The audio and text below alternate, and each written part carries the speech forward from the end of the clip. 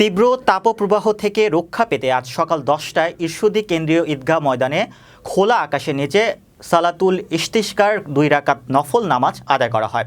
বিশেষ এই নামাজে প্রায় 5 শতাধিক মুসল্লি অংশগ্রহণ করেন। নামাজে ইমামতি করেন ঈশ্বরদী কেন্দ্রীয় জামে মসজিদের পেশ ইমাম হাফেজ আব্দুল হান্নান।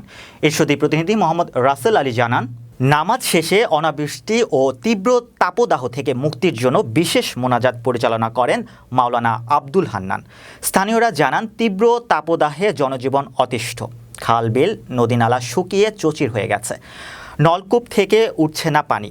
পানির অভাবে লিচু চাষাবাদও মারাত্মকভাবে ব্যাহত হচ্ছে। ক্ষতিগ্রস্ত হচ্ছে মাঠের ফসল। এ কারণেই এলাকাবাসী খোলা আকাশের নিচে বৃষ্টির জন্য নামাজ আদায় ও দোয়া করেছেন বলেও জানান তারা। নামাজ ও দোয়ায় ছাত্র যুবকসহ শহরের আশপাশের শত শত ধর্মপ্রাণ মুসলমান অংশগ্রহণ করেন। মোনাজাতে মুসল্লিরা অঝরে চোখের পানি ছেড়ে দেন এবং তওবা ও ক্ষমা প্রার্থনা করেন। এ সময় প্রাকৃতিক দুর্যোগ থেকে মুক্তিসহ দেশ ও জাতির কল্যাণ প্রার্থনা করা হয়।